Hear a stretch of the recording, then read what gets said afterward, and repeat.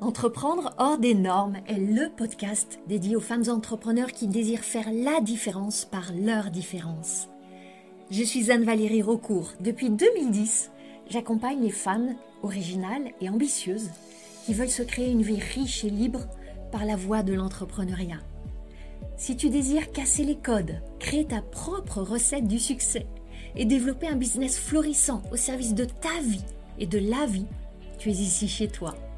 Dans le podcast Entreprendre hors des normes, je te dévoile, avec authenticité, profondeur et humour, des stratégies audacieuses, des approches mindset décalées et parfois même une vision perchée pour que ton business soit ton espace d'expansion.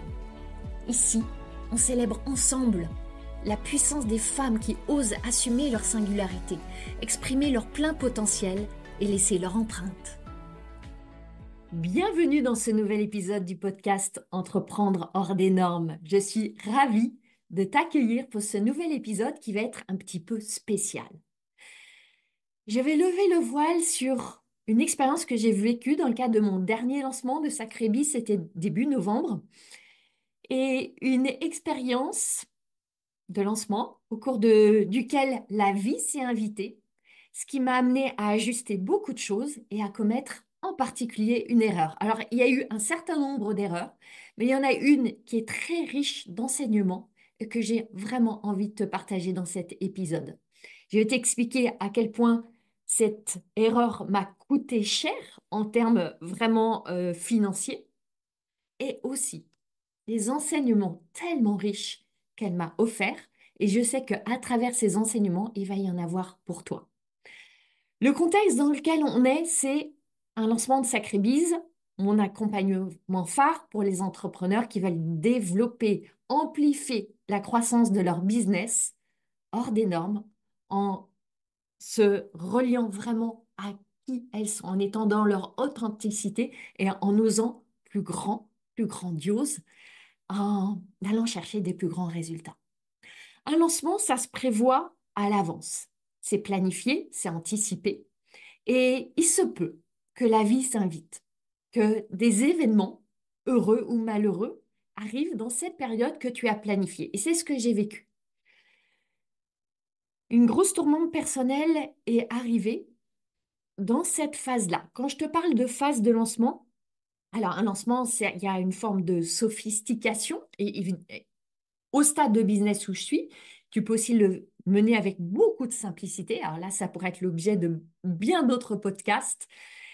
En tout cas, la manière dont je vivais ce lancement, c'est en gros 2 semaines d'invitation à une masterclass, puis 4 jours de vente de mon programme Sacribis, pour simplifier à l'extrême.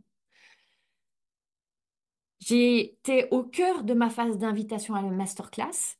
Juste 4 jours avant celle-ci, j'ai appris le décès d'une personne très, très, très chère à mon cœur.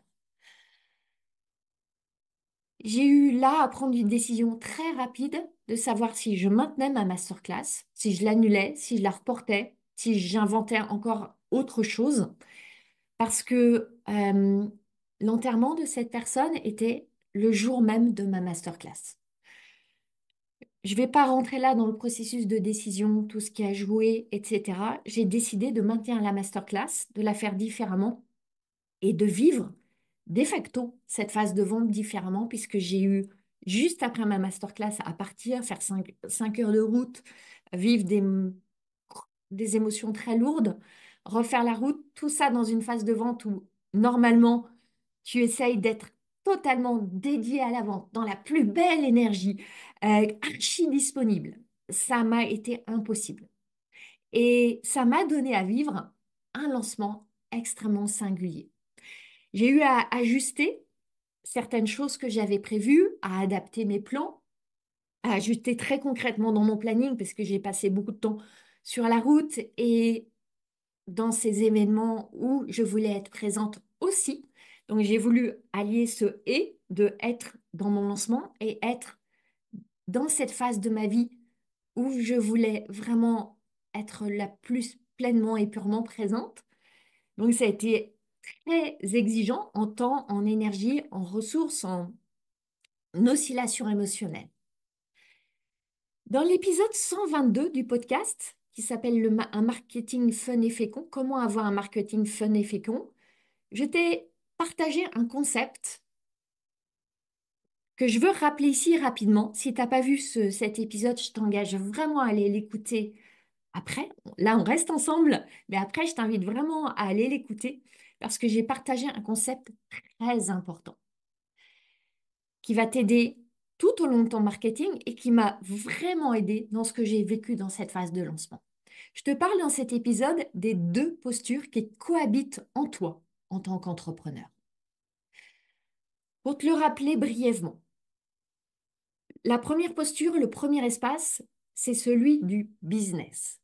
Celui qui parle de résultats, d'objectifs, de vente, de marketing, de stratégie, de rentabilité, de calcul de ton temps, de planification, d'organisation, etc. Dans cet espace-là, tu es focus sur le développement de ton business et sur toi, sur ce que tu veux obtenir, recevoir. Donc là, tu es vraiment dans les stratégies, dans les tactiques, dans la planification, l'anticipation. Tu es vraiment dans un espace très mental qui part de ta tête. À côté de ça, il y a l'espace des clients. Cet espace où tu penses à tes clients, où tu es vraiment dans la contribution. Tu es connecté à eux, à leurs désirs, à leurs aspirations, à te poser des questions sur comment je peux les aider mieux, comment je peux les servir mieux, comment je peux être plus ouverte, davantage dans le don, la générosité. Tu es vraiment dans l'espace du service, qui est l'espace du cœur. Et quand je te parle de clients, c'est pas seulement tes clients payants, mais je vais élargir en intégrant toutes tes audiences, toutes tes communautés. Je veille à aborder chacun de mes lancements dans une forme d'harmonie. J'aime pas le mot d'équilibre, mais plus d'harmonie entre ces deux espaces. Une danse entre ces deux espaces. À veiller à ce que ces deux espaces aient de la place en moi et que je sois à la fois dans une attitude de réflexion et en même temps dans cette énergie de don et de générosité.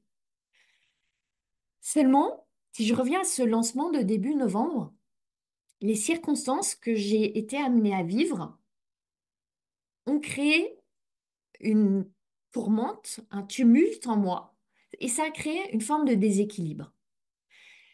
Et là, j'ai remis beaucoup d'intentionnalité à me demander, OK, je prends la décision de tenir mon lancement, je sais que ça va être difficile, je sais que ça va être éprouvant, je sais que je vais passer par des amplitudes émotionnelles encore plus grandes que celles qu'un lancement normal donne à vivre. Comment est-ce que je peux le vivre le mieux possible et le tenir? Parce que pour être transparente avec toi, j'avais une peur qui était de m'écrouler. Avec l'atypisme qui est le mien, je sais que je peux être dans des espaces où j'ai des effondrements émotionnels. Et dans ce cas-là, je ne suis pas plus du tout en capacité de faire quoi que ce soit. Donc, je voulais me protéger de ça le plus possible, tenir mon énergie. Et je me suis demandé, comment est-ce que je vais pouvoir générer de l'énergie, créer de l'énergie face à tous ces événements qui vont m'en consumer? Là, j'ai pris la décision que pour générer de l'énergie, j'avais à me mettre dans l'espace du service. Beaucoup plus que celui de la stratégie. Celui de la stratégie et du business, il va aisément consommer de l'énergie. Celui du service, quand évidemment tu installes en étant aussi au clair sur tes limites, il ne s'agit pas de tout donner et de faire l'éponge, mais d'être aussi dans ta souveraineté. Cet espace, il va générer, il va créer de l'énergie. Donc, je me suis demandé comment est-ce que je peux servir au mieux dans le temps dont je dispose, qui est un temps contraint, et en respectant ce que je suis amenée à vivre dans mon corps, dans mon cœur, dans mon esprit, etc. De là a émergé la décision d'offrir un coaching de groupe à toutes les femmes qui étaient inscrites à ma masterclass. Et j'ai été très allumée par cette idée quand elle m'a traversé l'esprit. Et ce qui est intéressant, c'est que c'est une idée que j'ai eue au fil des mois et des années déjà. Et j'ai toujours résisté à cette idée. Et je vais t'expliquer pourquoi. Donc, j'ai choisi d'annoncer le lundi, ma masterclass étant le mardi, j'ai annoncé dans l'espace de la masterclass qu'il y avait quelque chose qui allait venir. J'étais encore en train de tâtonner. Et juste après la masterclass, donc j'ai vraiment pris ma décision. J'attendais de voir comment j'allais la vivre. Et j'ai annoncé que j'offrais l'opportunité d'être coachée dans un espace collectif, mais que toutes celles qui étaient inscrites avaient ce cadeau de venir dans un espace de coaching de groupe et pourraient être coachées. Pourquoi est-ce que je l'avais jamais fait auparavant? Parce que j'accorde une très grande valeur au coaching. Et je veux respecter mes clientes, celles qui ont engagé de l'argent, qui ont fait ce saut de confiance, qui ont payé pour bénéficier de mon expertise, de mon expérience, de cette grande valeur du coaching. Et j'ai toujours eu une forme de dissonance à me dire, il y a mes clientes qui ont payé pour avoir ça de moi, qui est le summum de ce que je peux offrir. Et il y avait mon sentiment de la justice et l'injustice est tellement aigu, je me disais, c'est pas très juste si je le donne gratuitement. Mais là, exceptionnellement, dans le contexte que je vivais, je me suis dit, pour la première fois, ça sera une manière tellement alignée d'honorer mon intention de servir. Et j'avais posé et je l'ai exprimé au début de ma masterclass, une intention très spécifique pour cette masterclass et cette semaine-là, qui était une intention de connexion. J'ai posé ce mot, j'ai écrit ce mot, j'ai écrit autour de ce mot.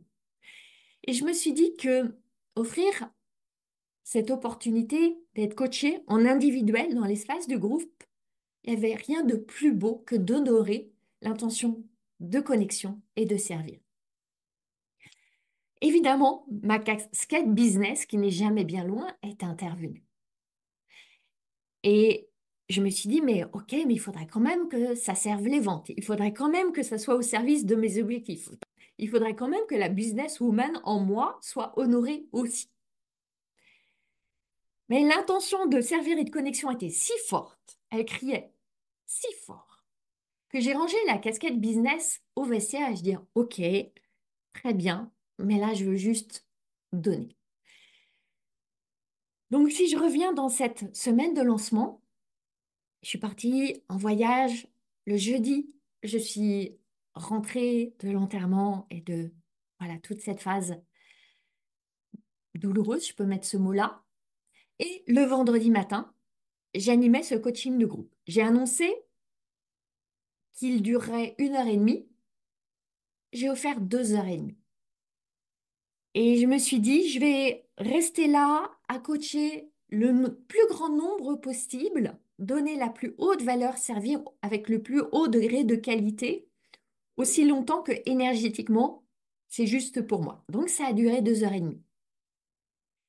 In fine, ma mission de service, elle a été comblée. Mais, et c'est là que le mais intervient, l'entrepreneur en moi a été frustré. C'est seulement après la fin de la phase de vente qu'elle s'est réveillée en disant, mais est-ce que c'était une bonne idée d'offrir ça? Est-ce que ça t'a pas desservi? Est-ce que ça n'a pas freiné, bloqué, annulé des ventes? Et la réponse est oui. Cette initiative que j'ai eue, j'ai la conviction qu'elle a desservi les ventes. Dans le sens où il y a des femmes qui auraient pu devenir clientes, qui auraient pu s'engager dans Sacré-Bise et qui finalement ne l'ont pas fait. Comment je le sais? Pour 3 raisons. D'abord, tout simplement, certaines me l'ont dit. J'ai reçu des messages et je vais t'expliquer après les raisons, mais qui m'ont dit en gros, j'avais envisagé de rejoindre Sacré-Bise, mais après le coaching, là, j'ai décidé que j'allais poursuivre toute seule et merci infiniment et c'était génial Anne-Valérie et quel cadeau et quelle valeur et peut-être que je m'engagerai plus tard, mais finalement pas maintenant. J'ai reçu plusieurs messages dans ce sens. Est-ce que je les ai aimés? Non, franchement, non. Ça pique. Et en même temps, ça m'a vraiment amené à réfléchir. Deuxième raison pour laquelle j'ai la conviction que cette idée d'offrir un coaching de groupe a desservi le vente, c'est que habituellement, le dernier jour avant la fermeture des portes, c'est celui où il y a le plus de femmes qui rejoignent mon programme. C'est le jour du pic de la phase de vente. J'en ai fait des dizaines de lancements. Ça a toujours été le cas. Cette fois, exceptionnellement, là où normalement le soir, c'est dans la fenêtre du soir, l'après-midi et le soir qu'il y a le plus de ventes, cette fois, il y en a eu très peu. C'est la toute première fois que ça m'arrive. Et pour moi, c'est très symptomatique de l'impact qu'a eu le coaching le vendredi matin. Il y a beaucoup de femmes qui se sont dit, ah, c'était trop génial. Maintenant, j'ai reçu tellement de valeur, je vais appliquer et je verrai après, plus tard, si je reçois un sacré bise. Et puis, troisième raison, c'est juste mon feeling. Tu sais à quel point ton feeling, ton intuition, c'est te dire ce qui s'est passé. Et je sens qu'il y a eu quelque chose qui a basculé au moment de ce coaching de groupe. Alors, pourquoi ça s'est passé? Et c'est là que j'ai commis des erreurs.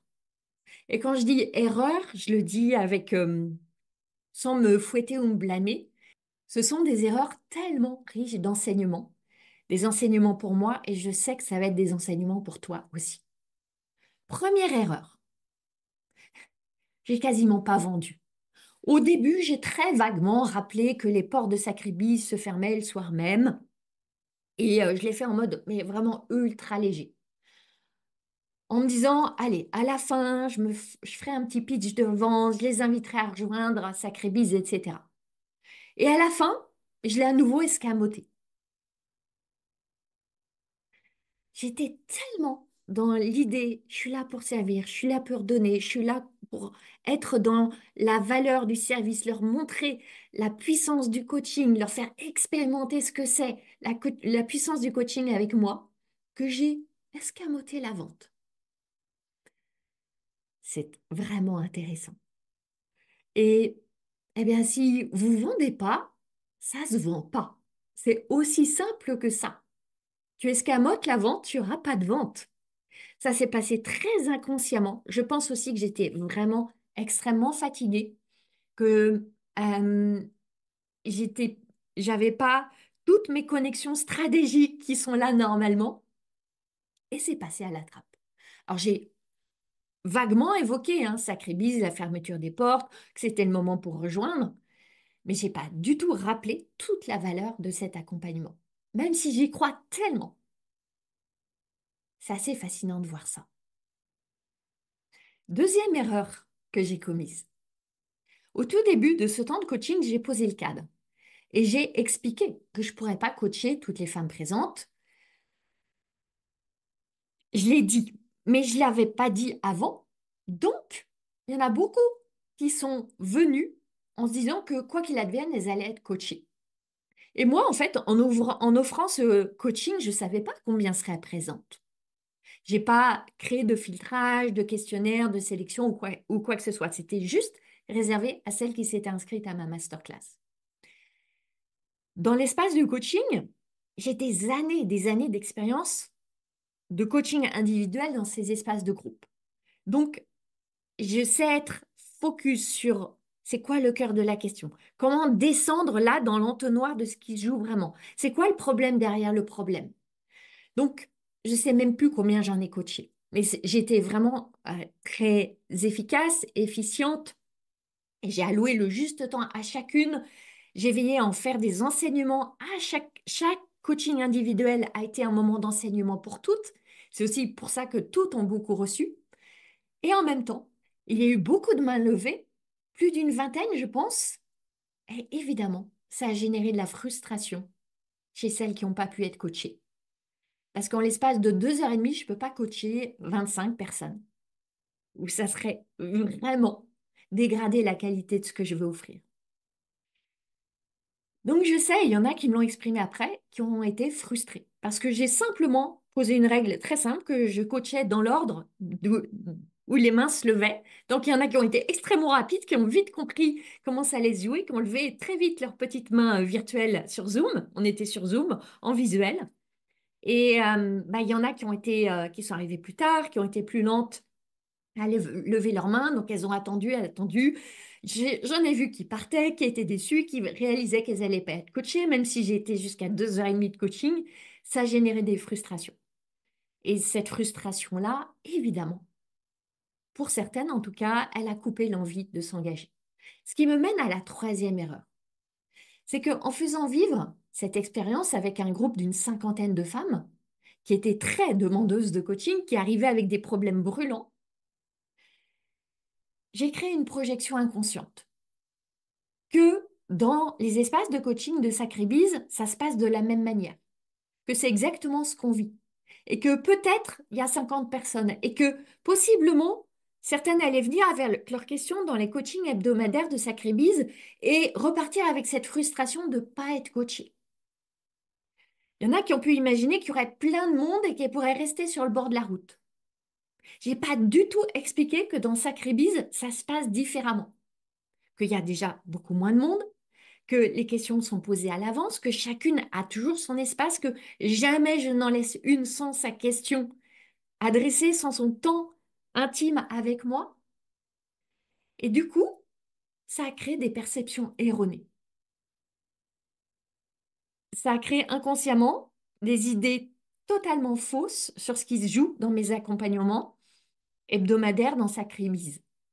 Simplement parce que j'ai pas pensé à recadrer ça, à expliquer la différence, à expliquer qu'on était là dans un cadre, mais que dans Sacrébis, c'est un tout autre cadre que je protège différemment pour mes clientes. Et je sais que cette erreur-là, elle a vraiment joué pour dérouter certaines qui étaient pourtant sur le chemin de s'engager pour Sacrébis. Quatrième erreur, tu vois, il y en avait beaucoup. J'ai beaucoup donné. J'ai veillé à ce que dans chaque coaching individuel, il y ait des enseignements pour toutes, parce que j'ai cette capacité, c'est ce que je fais chaque semaine avec mes clientes, pour que toutes celles qui viennent en coaching reçoivent, même si elles n'ont pas posé de questions. Et d'ailleurs, c'est fascinant de voir que certaines posent des questions, mais la très grande majorité n'en posent pas, mais viennent pour l'espace d'enseignement que je crée, et d'énergie aussi. Donc là, j'ai tellement donné et transmis que j'ai pu donner l'impression à certaines que c'était bon, elles pouvaient maintenant se débrouiller toutes seules, elles avaient assez appris et que elles allaient pouvoir repartir et créer leurs clients toutes seules. J'ai pas du tout été assez stratège pour laisser entendre que ce n'est que chaque temps de coaching n'était qu'un petit morceau du grand puzzle, qui avait encore tellement de travail, que le faire seul, c'est tellement difficile. Donc, il y a eu beaucoup de révélations, beaucoup de prises de conscience, des feux d'artifice, et du coup, ces conceptions erronées que bah, c'était bon. Grâce à ce coaching, on allait pouvoir rouler toute seule. Et c'est bien pour ça que dans l'espace de la vente, on te dit que tu dois donner le quoi, le pourquoi, mais pas le comment. Parce que quand tu donnes trop du comment, tu induis la perception que la personne va pouvoir savoir faire toute seule.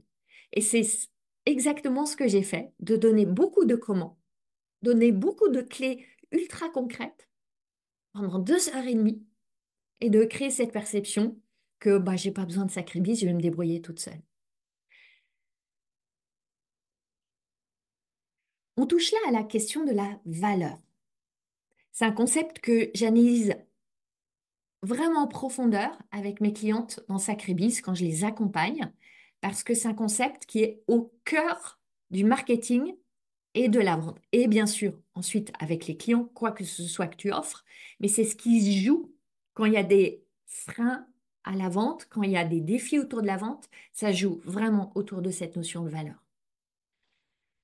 Dans le moment de la vente, tu donnes de la valeur en créant des éclairs de conscience, en offrant des perspectives nouvelles, en montrant des possibilités, mais pas en donnant la fausse impression que la solution est déjà là. Et c'est ce que j'ai fait. Je suis tombée dedans et ça m'a coûté cher. Alors, après cette expérience, J'ai reçu des feedbacks enthousiastes, des messages pleins de gratitude sur la puissance de ce coaching, sur les révélations, la révolution que ça a été. Et ça me nourrit, évidemment, immensément. Mais quand j'ai reçu ces messages, là, ma casquette de business est revenue sur ma tête. Je me suis dit, oups, parce que je l'ai vu dès le vendredi l'après-midi, je me suis dit, oups, je pense que ça va impacter les ventes. C'est ce qui s'est passé. Cette expérience que j'ai offerte, ce cadeau, est-ce que ça a servi des femmes? Oui, absolument. Est-ce que ça a servi mon intention de servir, de connecter? Oui, absolument. Est-ce que ça a servi mon business? Là, la réponse est plus nuancée. À court terme, non, clairement. J'ai perdu des ventes, je t'ai expliqué tout à l'heure pourquoi. En revanche, si je me mets dans une perspective plus long terme, oui, assurément, ça a servi mon business. Parce que j'ai une conviction profonde qui est que le service est toujours fertile. Ça nécessite de la patience, nécessite du non-attachement immédiat. Le service est toujours fertile. Ça peut être l'objet d'un tout autre podcast, j'en parle déjà dans l'épisode 122. Je ne veux pas développer là, mais je veux te l'exprimer autrement. J'ai une croyance qui est que la demande n'est pas une donnée figée. Tu n'as pas une certaine demande venant un certain pool de personnes qui est là pour toi à un moment M, et puis ensuite ça s'éteint. Parce que soit tu as puisé dedans, soit tes concurrents ont puisé dedans. Je ne crois pas à cette perspective. Je crois que la demande n'est pas figée. Elle se renouvelle naturellement. C'est un mouvement. Et toute action que tu poses a deux potentiels. Le potentiel de créer des résultats maintenant ou le potentiel de créer des résultats plus tard. Si tu n'as pas des résultats maintenant, tu as des leçons maintenant et tu as des résultats plus tard. Pourquoi? Parce que tu as trois niveaux de maturité dans ton audience, à tout moment. Tu as une demande qui est prête, chaude, bouillante, qui désire, qui veut acheter, là maintenant. Tu as une demande plus tiède, qui a besoin de connexion avec toi, d'être rassuré, d'être réconforté, de plus de points de contact avec toi. Et tu as une demande froide, qui n'achètera pas maintenant et qui va peut-être avoir besoin de mois, voire d'années et d'années avant d'être prête à acheter. Partant de là, je crois que toute action qui émane de ton esprit de service, d'une intention du cœur, va contribuer à réchauffer la demande. Tu peux imaginer comme une cuisinière avec un feu et une marmite dessus, et tu fais mijoter un plat, un délicieux plat. Ça mijote à petit feu. Et tu as à maintenir le feu. Parce que si tu coupes le feu, le plat arrête de mijoter. Il ne va pas atteindre son niveau de délice, de saveur. Il ne va pas se terminer, tout simplement. Il ne sera pas bon à déguster. Donc tu as à maintenir le feu sur ta cuisinière, à continuer tes actions, à maintenir ton momentum, à continuer à le créer. Et c'est aussi dans cet esprit que chaque lancement prépare le suivant. Ce lancement que j'ai fait, ok, il n'était pas à la hauteur des objectifs que j'avais pu avoir des semaines avant, quand j'avais commencé à le préparer. Il a été très en dessous, ok. Je peux le voir comme un échec et me raconter toute une histoire là-dessus et me raconter des histoires horribles et être déprimée jusqu'à la fin de l'année. Et je peux me dire que, waouh, ce lancement, il a été tellement riche d'enseignements. Et il prépare d'une manière extraordinaire, dans le sens de l'ordre de l'ordinaire de ce que j'ai vécu, les lancements suivants. C'est ça la puissance des lancements, que chaque lancement prépare le suivant. Si tu as un lancement que tu qualifies d'échec, qui est un flop, qui est très en dessous de tes objectifs, ou même tu as zéro client, et ça arrive, c'est jamais pour rien. Les lancements qui sont des échecs sont de tellement plus grands enseignants que les lancements qui sont des succès. Et ça demande de partir de cette perspective que je t'offrais juste avant, qui est que la demande n'est jamais essorée, jamais éteinte, elle est toujours là. Mais la demande demande que tu te montres à elle. Alors avant d'arriver à la fin de cet épisode, la vérité, c'est que je sais qu'il y a une cliente qui a rejoint Sacré-Bise grâce à cette expérience du coaching que j'ai offert. Alors oui, il y en a peut-être 5, 10, 20, 30 qui ont renoncé. Mais il y en a une qui a décidé. Et j'ai choisi de croire que cela suffit. Parce qu'il y a cette femme qui a rejoint Sacré-Bise et qui va vraiment pouvoir être aidée dans cet espace que je crée. Il y a toutes celles qui auront été aidées plus qu'elles n'avaient attendu dans cet espace et qui sont parties de voler de leurs propres ailes, qui vont vivre leurs expériences, parce que ces expériences, c'est nécessaire pour elles de les vivre. Quand je pense à ça, est-ce que je regrette d'avoir offert ça? Non, absolument pas. Parce que de toute façon, je l'ai décidé depuis l'espace du cœur, j'ai aimé ça. Parce que ça a été une expérience enrichissante à tellement de niveaux. Zéro regret.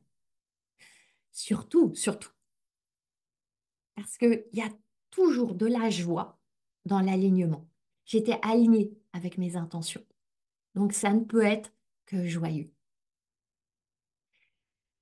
Finalement, ce lancement, il aura été extrêmement singulier. Alors, chaque lancement est unique, singulier, évidemment. Mais celui-ci, plus que les autres. Parce que j'ai vraiment vécu cette alliance d'événements personnels douloureux et de défis business spécifiques en même temps. Parce que je suis pas allée dans ces détails-là, mais je t'ai pas parlé des défis que j'ai vécus aussi dans le champ du business dans ce lancement-là. Et je te parlais de publicité, de tunnels, de process qui n'ont pas fonctionné, etc., etc. Je fais des lancements depuis 2018. Ça fait bientôt 7 ans. J'en ai vécu des dizaines et des dizaines. Et je crois que j'ai jamais traversé un lancement avec une telle vulnérabilité. Et c'est vraiment une expérience particulière à vivre que j'ai choisi de vivre. Ne me dis pas que j'ai subi ça. J'ai choisi ce que j'aurais très bien pu annuler ou reporter le lancement. Je suis fière d'avoir choisi de le maintenir malgré tout. Et ça m'a donné vraiment à vivre une expérience tellement riche. Ok, les résultats financiers ont été en dessous de mes objectifs.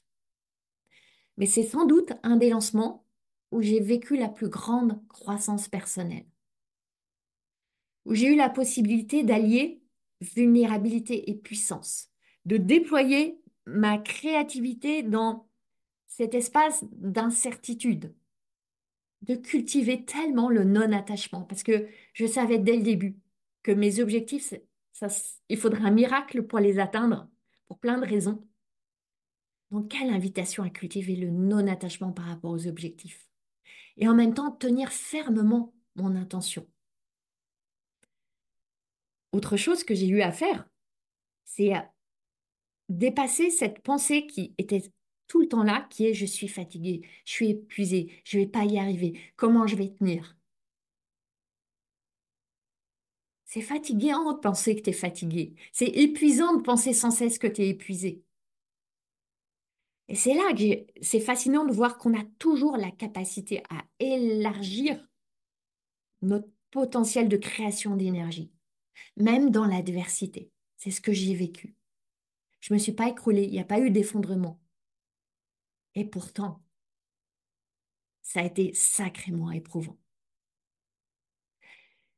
Si tu as déjà vécu des lancements, tu sais à quel point ce sont des périodes tellement intenses.